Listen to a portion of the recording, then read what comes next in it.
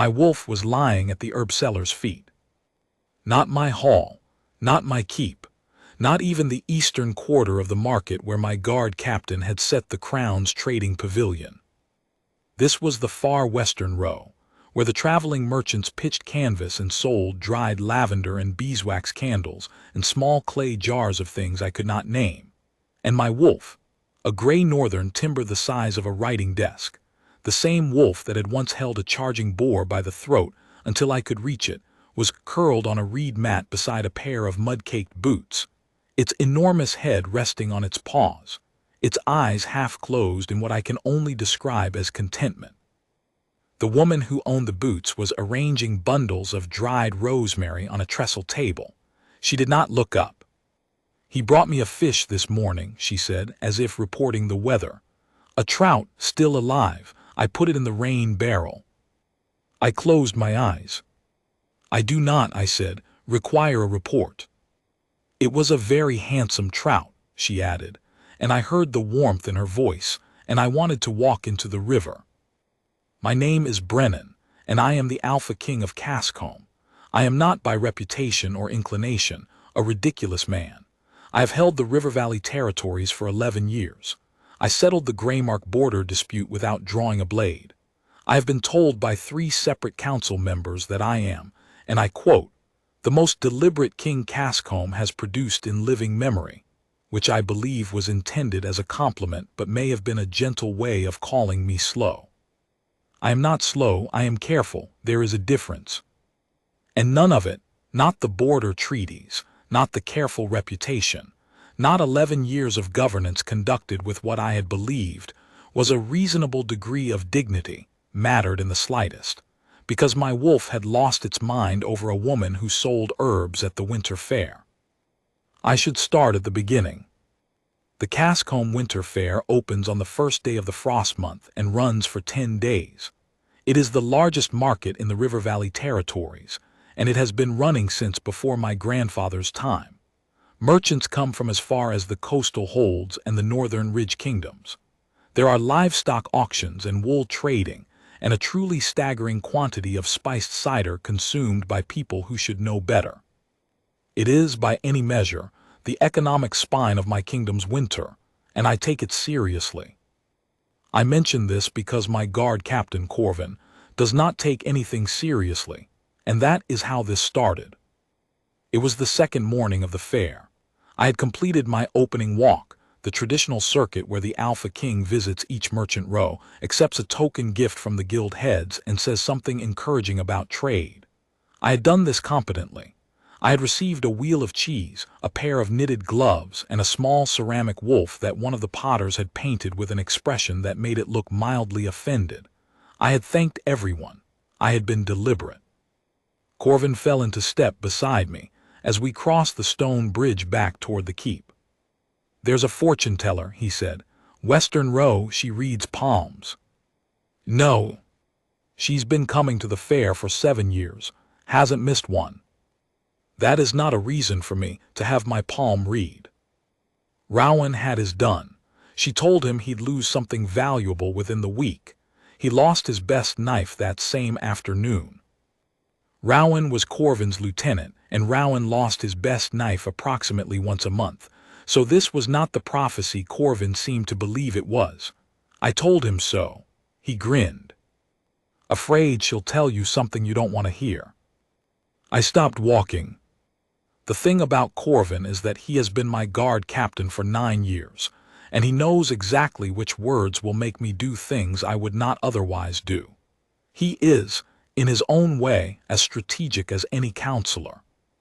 He simply uses his strategy for entertainment, rather than governance. "Fine," I said.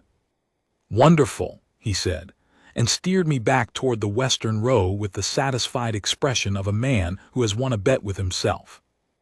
The western row was the oldest part of the fair, where the canvas stalls pressed close together, and the lanes were narrow enough that 2 broad-shouldered wolves had to turn sideways.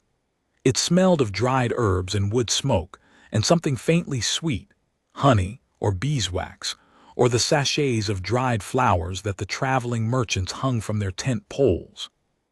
Corvin stopped in front of a stall that was tidier than its neighbors. The canvas was patched but clean.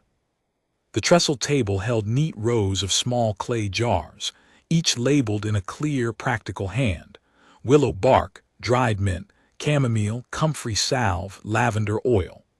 Behind the table, bundles of dried herbs hung from the tent frame like an upside-down garden.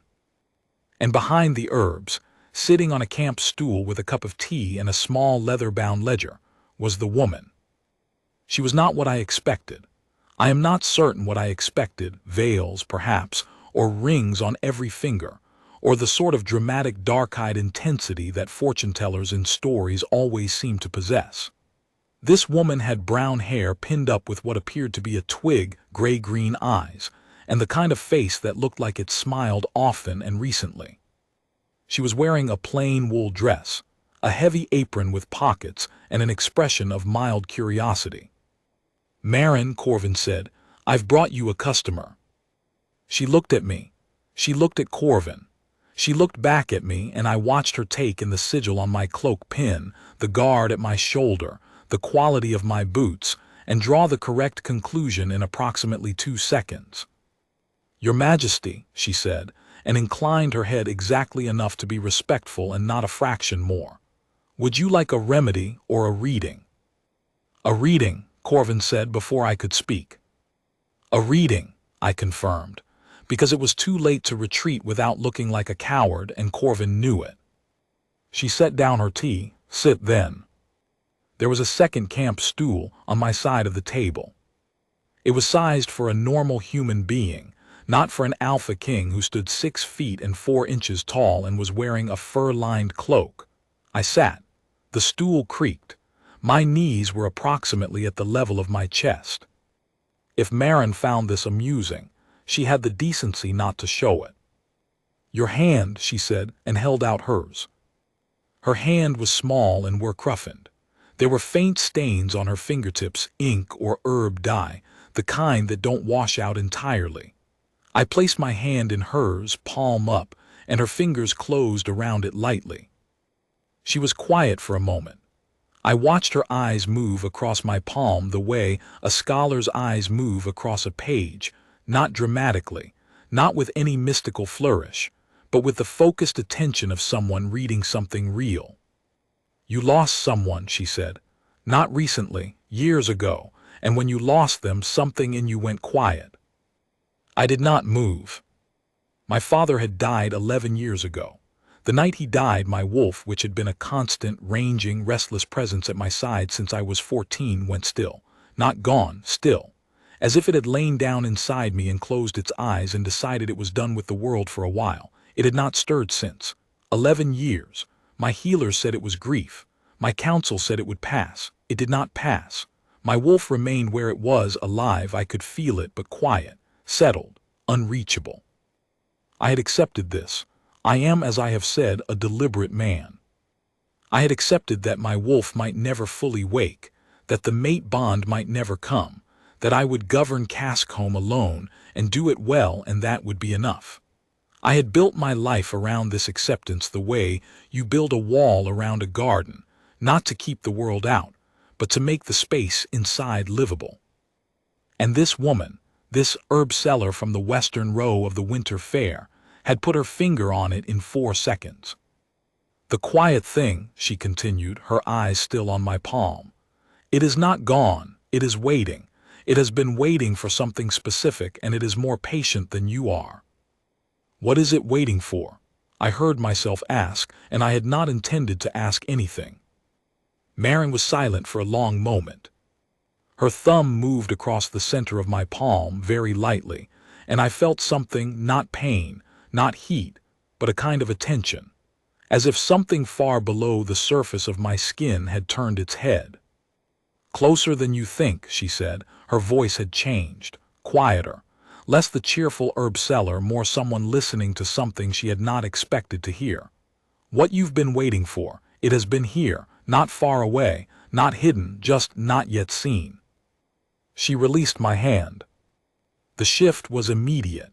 She blinked twice, the way someone does when they step from a dark room into daylight, And then she was herself again, the practical woman with the twig in her hair and the herbal stains on her fingers.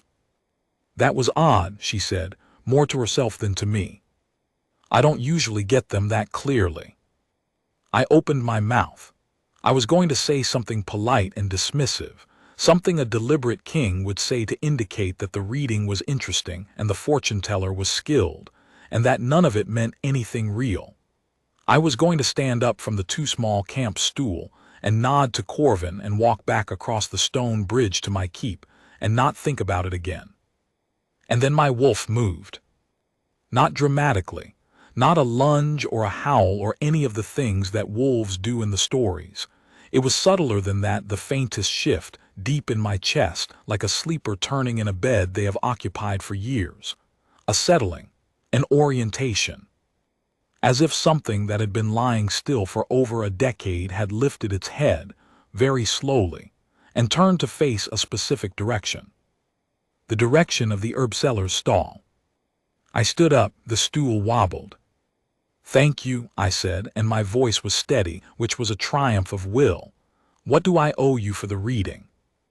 "A silver half-mark, or a jar of honey if you've got one. I'm running low." I did not have a jar of honey on my person. I gave her the silver and walked away, and Corvin, who is not entirely without perception, said nothing for the first 30 paces. Then he said, "You've gone pale." "I am always pale. I am a northern alpha. We do not tan." "You've gone paler than usual." "The wind," I said, and walked faster. I did not go back to the Western Row that day. I attended a wool auction, reviewed the guard rotations for the fair, ate dinner in the great hall with my counselors, and went to bed early.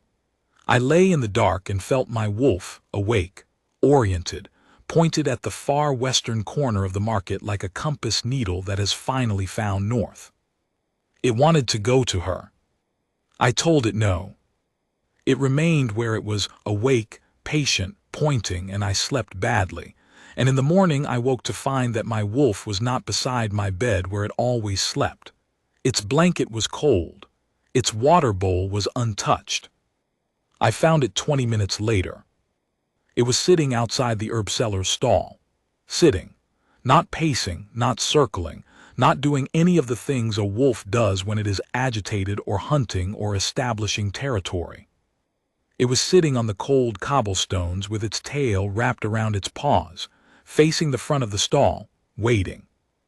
Marin was inside, setting up for the day. She had not yet opened her canvas flap. My wolf was simply sitting in the lane, enormous and gray and patient, like a dog waiting for its owner to come out. I stood at the end of the lane and stared at it.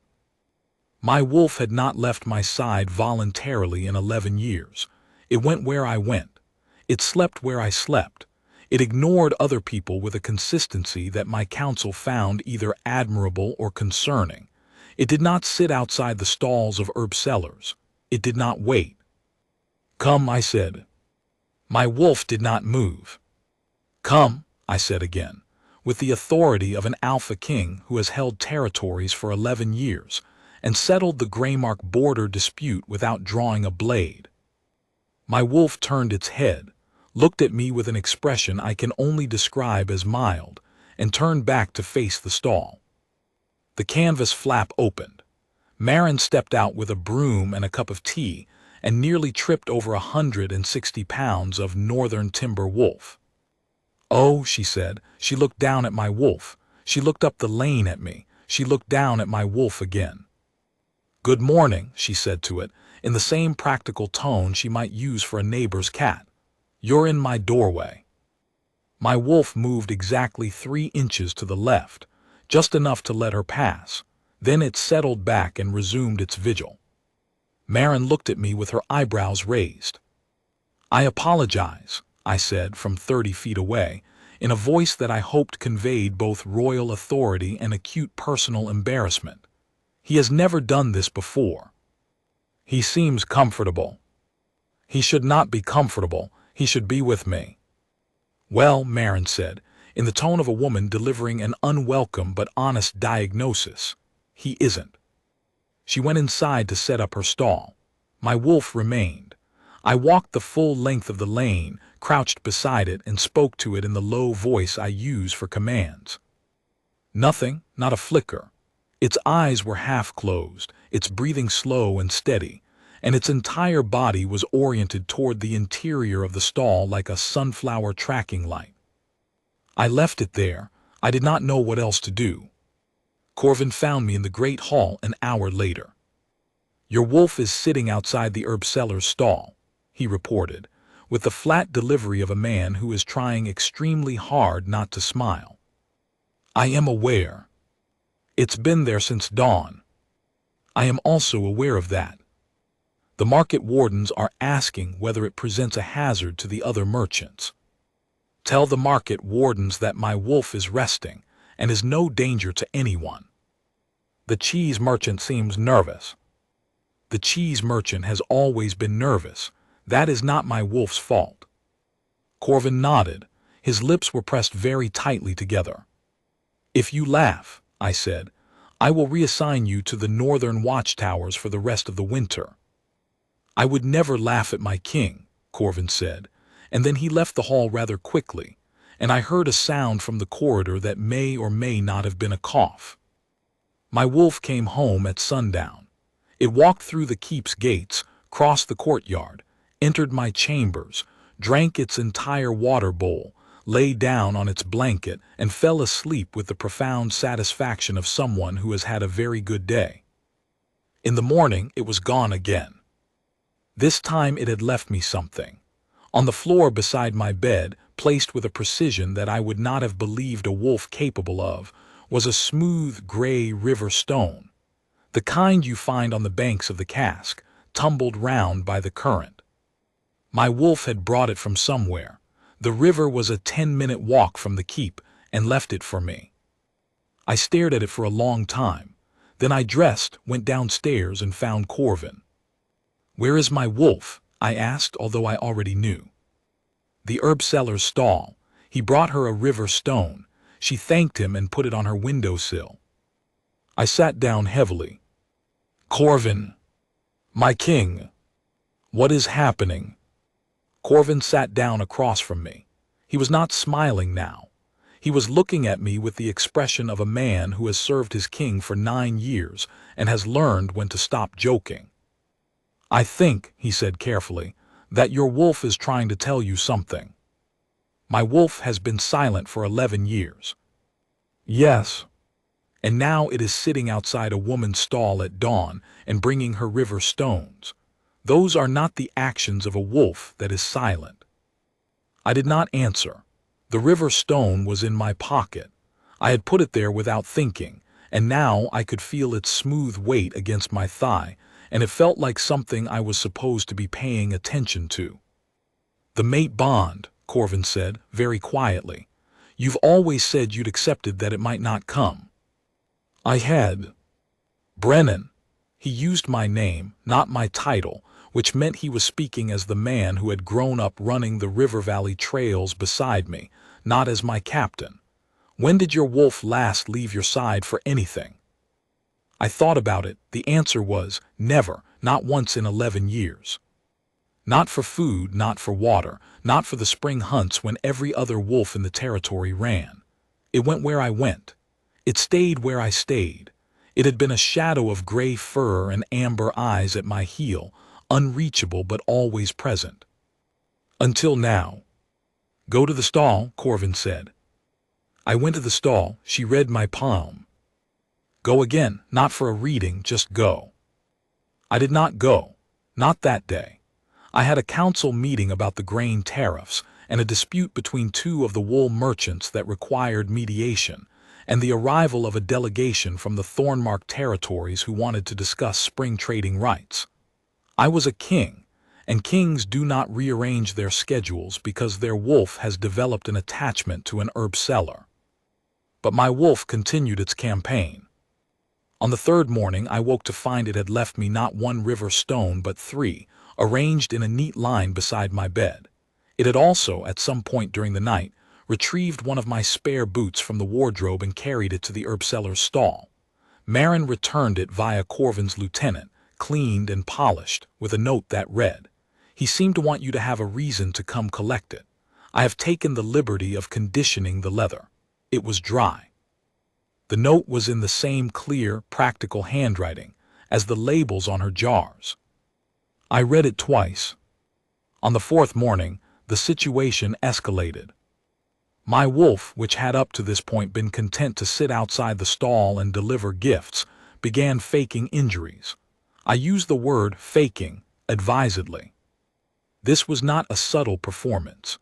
I came around the corner of the western row to find my wolf lying on its side in front of Marin's stall, one paw raised at an angle that suggested profound suffering, its eyes fixed on Marin with a look of theatrical anguish. Marin was kneeling beside it, examining the paw with the careful attention of a woman who takes animal welfare seriously. "There's nothing wrong with this paw," she said, turning it gently. My wolf whimpered. It was a truly extraordinary whimper, a sound of such pathos that a stone would have wept. "There is nothing wrong with that paw," I confirmed, from the end of the lane. Marin looked up at me. My wolf looked up at me. My wolf then pressed its head into Marin's lap and closed its eyes with the expression of an animal that has found exactly where it belongs and has no intention of moving. "He's warm," Marin said, resting one hand on his head, "and his coat is thick. He's in excellent health, honestly. He just seems to want the attention." "He is a 160-pound wolf. He does not need attention."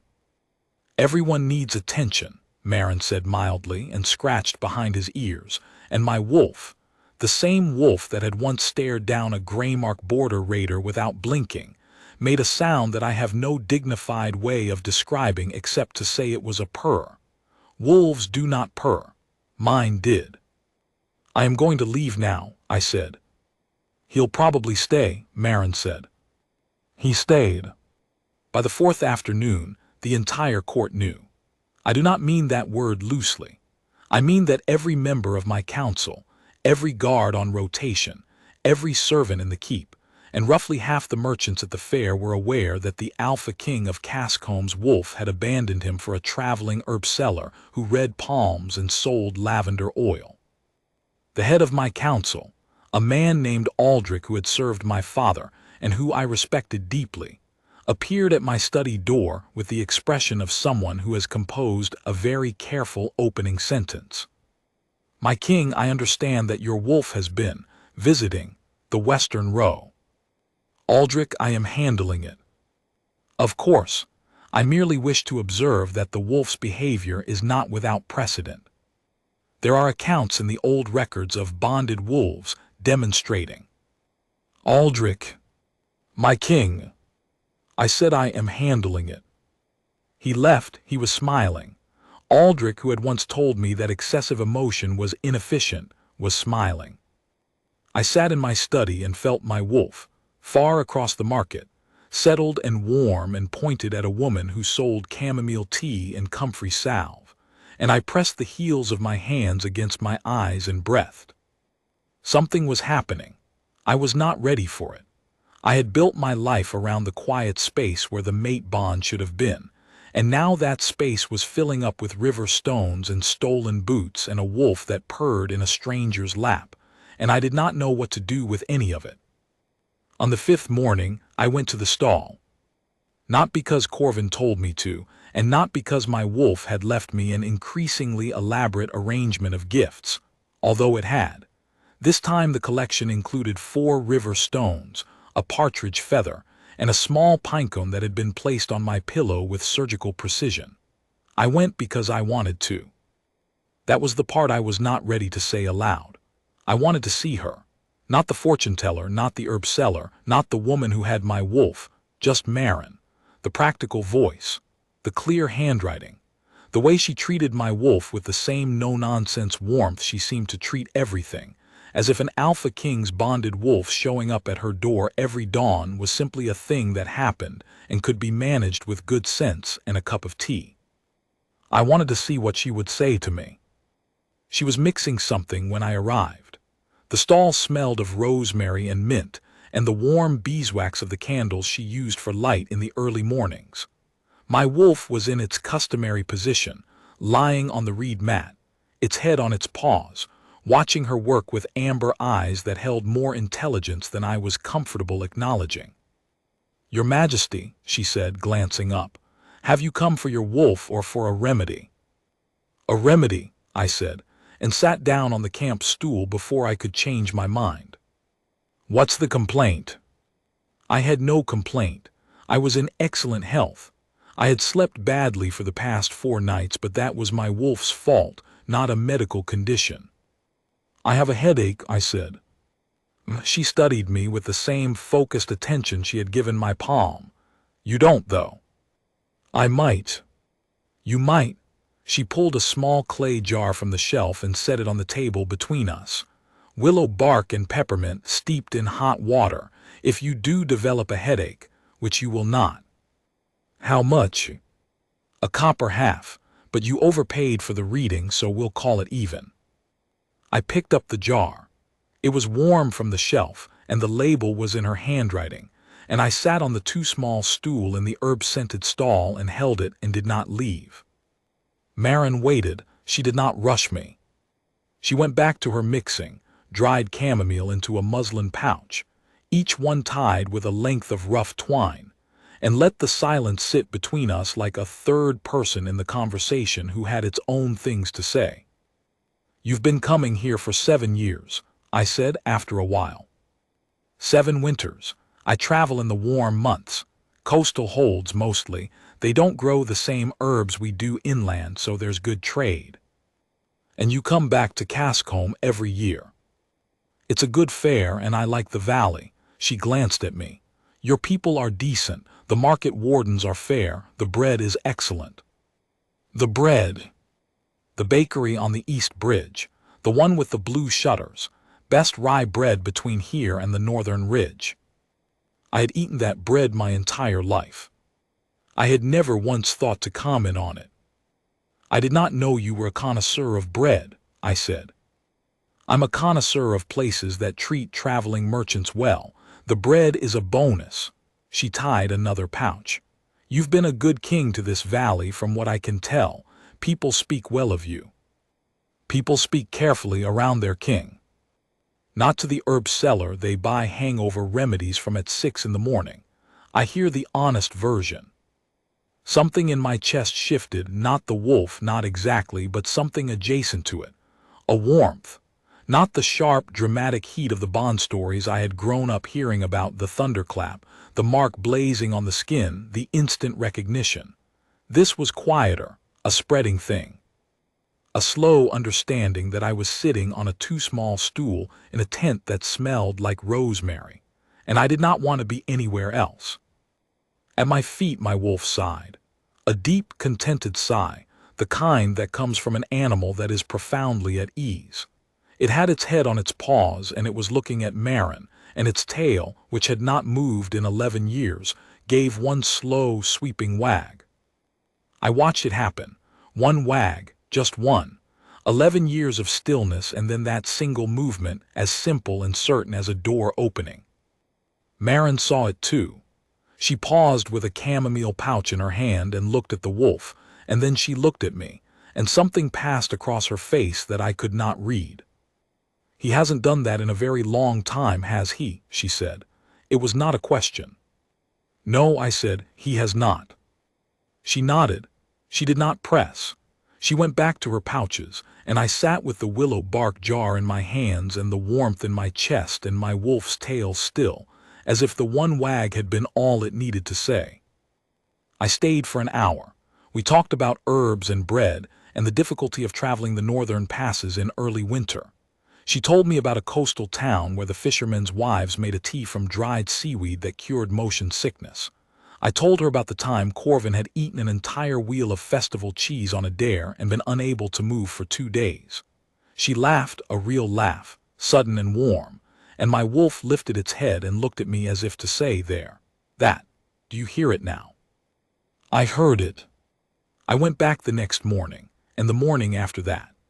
I bought a jar of comfrey salve I did not need, a pouch of dried mint I did not need, and a small bottle of lavender oil that I told myself was for the council chambers, but that I set on my bedside table and opened every night before I slept because it smelled like her stall. Each morning my wolf walked with me to the western row instead of going ahead alone. This felt significant. It no longer needed to drag me there. I was going on my own. Marin, for her part, treated my visits with the same practical warmth she treated everything. She did not flutter. She did not defer. She made me tea, her own blend, rosemary and honey, and something I could never identify. And we sat on the camp stools and talked while the fair moved around us and my wolf slept at her feet. I learned things. She had no pack. She had been born in a small settlement in the western valleys, human-born, she said, with no wolf and no pack ties, raised by a grandmother who taught her herbcraft and the reading of palms. The grandmother had been gifted, Marin said. She herself was competent. The reading you gave me was more than competent, I said. She paused. That one was different, she admitted. I don't usually get them that clear. With you it was as if she stopped searching for the word, as if the answer was right there, waiting to be said. I barely had to look. What does that mean? I don't know, she said, and I believed her, and the warmth in my chest pulled tighter, and I did not have a name for it yet, but I was beginning to suspect. On the 7th day, Lord Edris arrived. Edris was the territorial lord of the Heron Ridge, a prosperous hold 2 days' ride south of Cascombe. He was a broad man, well-groomed, with the particular confidence of someone who has always had exactly enough power to be comfortable and never enough to face serious challenge. He came to every winter fair. He bought wool in bulk and sold ironwork. He was, by all accounts, a reasonable man. He also, within 4 hours of arriving, found his way to the western row and Marin's stall. I know this because Corvin told me, with the studied neutrality of a man delivering a report he knows will cause a reaction. Lord Edris has visited the herb seller's stall, Corvin said, appearing at my study door. He purchased a remedy for travel weariness. He stayed to talk. He has apparently been visiting her stall at the summer fairs in Heron as well. I put down my pen. He speaks to many merchants at many fairs. This is not unusual. He brought her a shawl, a wool one, from his own trading stock. I stood up. The walk from the keep to the western row takes 7 minutes at a measured pace. I made it in 4. I did not run. Kings do not run. I walked with purpose, which is a different thing, and if my purpose happened to carry me at roughly twice my normal speed, that was simply the urgency of good governance. I heard them before I saw them. Edris's voice, genial, warm, the voice of a man who is accustomed to being charming and has no reason to think it won't work, and Marin's voice, polite but not warm, not the warmth she used with me, a distinction I should not have noticed and could not have missed. I came around the corner. Edris was leaning against the side of her stall, a cup of her tea in his hand. A folded wool shawl, deep blue, good quality, sat on the edge of her table. Marin was behind the table, arranging jars with the precise movements of a woman who is being courteous to a customer, and wishes the customer would finish his tea and leave. My wolf was sitting between them. Not lying down, not curled on its reed mat. Sitting up, straight and tall, its amber eyes fixed on Edris with an expression that I had last seen directed at the Greymark border raider. Its hackles were not raised. Its lips were not drawn. It was simply sitting, immovable, between Lord Edris and the herb seller, and the message was as clear as any treaty document I had ever read. Edris noticed me. "Your Majesty," he straightened. "I was just telling Marin about the new iron forge we've opened on the ridge. I've been trying to convince her to bring her herb trade to Heron for the spring." "Marin's trade route is her own decision," I said, and my voice was even, and my wolf stood up and walked to my side and leaned its full weight against my leg with the deliberate pressure of a creature that is making a point. Of course, Edris smiled. He was not a fool. He looked at my wolf again, and something shifted in his expression, not alarm, not offense, but the quiet recognition of a man who has just understood a situation he had not previously been aware of. I'll leave you to your morning. Marin, the offer stands. You're always welcome at the Heron fairs. He left. The shawl remained on the table. Marin picked it up and folded it neatly, and set it aside without comment. I stood in the lane with my wolf pressed against my leg and felt the warmth in my chest burn, low and steady, and I knew its name now. I had known it for days.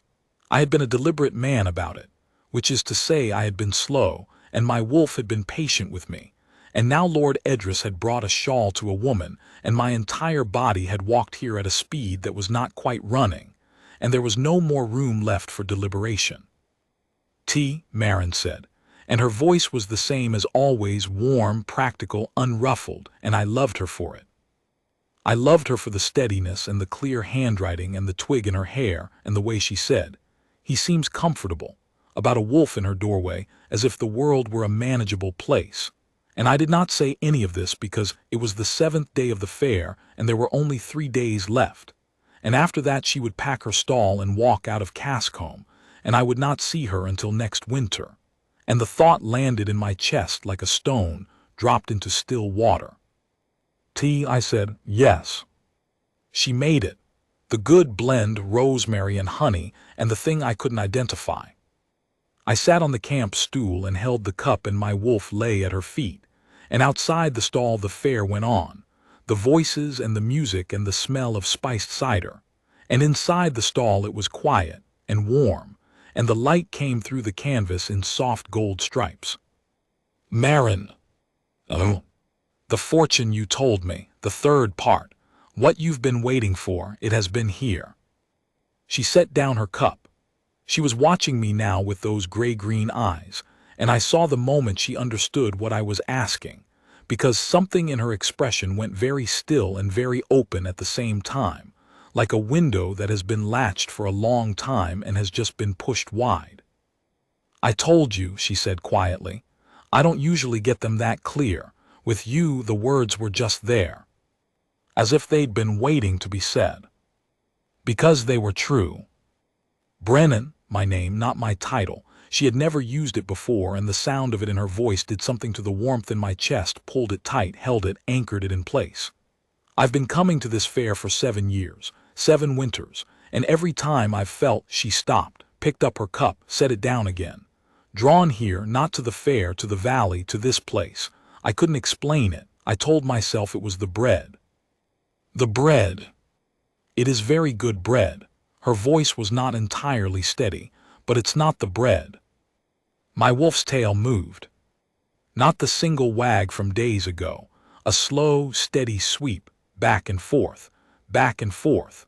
The rhythm of an animal that has been holding itself still for a very long time and has finally been given permission to move. The fortune, I said, the words that came to you, what you've been waiting for, it has been here. You said them to me, but they were about you too. Yes. The bond, you felt it when you took my hand. I felt something. I didn't know what it was. I've read hundreds of palms, and I have never. She pressed her lips together. The words came from somewhere deeper than my skill. They came from the bond. I know that now. I didn't know it then. My wolf knew. Your wolf knew the moment I touched your hand, possibly before. I looked down at my wolf. It was gazing up at me with an expression that, if I am honest, contained a degree of exasperation. The kind of look a very patient creature gives someone who has taken an unreasonably long time to understand something very simple. 7 years, I said. You've been in my territory 7 years. My wolf has been still for 11, and the 4 years before you came it was waiting, not grieving, waiting. For what? For you to arrive. Marin's eyes went bright. Not tears, not yet, but the shine that comes just before, when something true lands in the center of you, and you feel it settle into the place it was always meant to fill. I'm a traveling herb seller, she said. I have no wolf, I have no pack. I have a tent and a mule and 43 jars of remedies, and a ledger that's nearly full. I know. Your council will have opinions. My council always has opinions. Aldrich has been smiling for 3 days.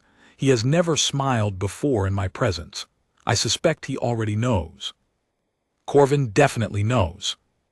Corvin knew before I did. My wolf knew before all of us. She laughed.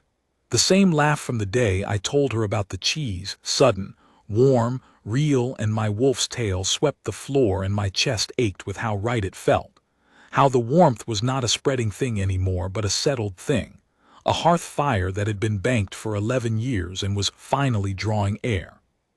The fair ends in 3 days, I said. It does. I do not want you to leave. She tilted her head. The twig in her hair had shifted. It was nearly falling out.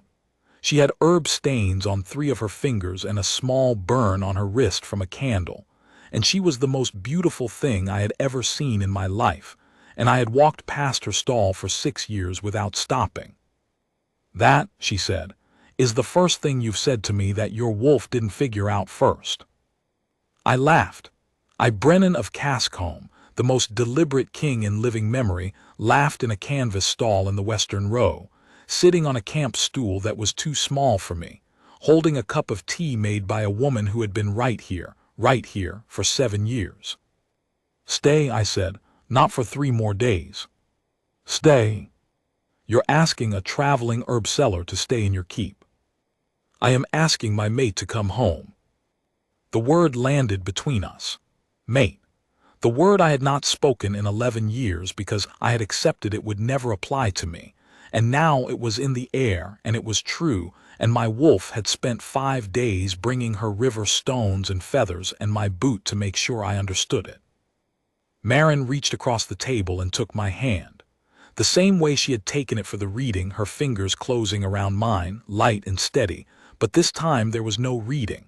No fortune, just her hand in mine, warm and werkrufend, and the bond between us was not a thunderclap or a mark blazing on skin or any of the things the old stories describe. It was quieter than that. A warmth.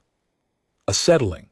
The deep-down feeling of something that has been out of place for a very long time finally sliding into position, with a sound like a lock turning home. My wolf put its head down on its paws and closed its eyes. Not the half-closed watchfulness it had worn all week. Closed. Fully, deeply, profoundly closed, the way a creature sleeps when it is done, when the work is finished, when the campaign is over, when the thing it has been doing with such stubborn, relentless patience has finally, at last, been accomplished. Its tail gave one last wag, then it was still. There, Marin said softly, looking at it, I think he's satisfied. He should be. He has been running the most elaborate courtship in the history of the River Valley territories, and I have been too deliberate to notice. You were not too deliberate, you were careful, there is a difference. I looked at her. She was smiling at me, the same warm, practical, unflappable smile she had given me the first day, the smile that said the world is a manageable place, and you are in it and so am I, and we will figure this out the way we figure out everything, with good sense and patience and a cup of tea. I love you, I said, and it was the least deliberate thing I had ever done in my life, and it was exactly right. I know, she said. Your wolf told me 4 days ago, you're just catching up. She did not let go of my hand. I did not want her to. My wolf slept between us, and outside the stall the fair continued, the voices and the cider and the winter light. And inside, the candle burned and the herbs hung from the tent frame, and the river stones sat on the windowsill where she had placed them, one for each day my wolf had known what I had not. She stayed. Not for 3 days, not for the rest of the fair. She stayed. She moved her stall to the keep's herb garden and kept her trade and her readings, and people came from across the valley for her remedies and her honest advice, and my wolf slept beside her workbench every afternoon and never faked a limp again. Aldrich noted in the official record that the Alpha King's mate had been identified through, and I quote, persistent and ultimately successful efforts by the royal wolf. Corvin framed the entry. It hangs in the guard hall to this day. The camp stools we kept. They sit by the fire in our private chambers, too small for me, just right for her. And on winter nights, when the fair is setting up in the market and the first frost turns the valley silver, she makes her tea and I sit across from her and my wolf lies between us, warm and certain and still, and I think about the fortune she told me on that second morning. What you have been waiting for, it has been here. Here, not far away, not hidden, just not yet seen. For 7 years, she had walked into my territory and sold her herbs and read her palms and walked away again, and I had not seen her because I was not looking, and my wolf had not woken because the time was not yet right, and then it was, and it did, and it sat in her doorway and brought her stones from the river and would not come home until I understood. And now I am home, and she is here, and the wolf that was still for 11 years sleeps with its nose on her ankle and its tail free to move whenever it pleases, and the lavender oil is on my bedside table, and the river stones are on the window ledge, and the bread from the bakery with the blue shutters is, she is right, excellent. It is not, in the end, a dramatic story.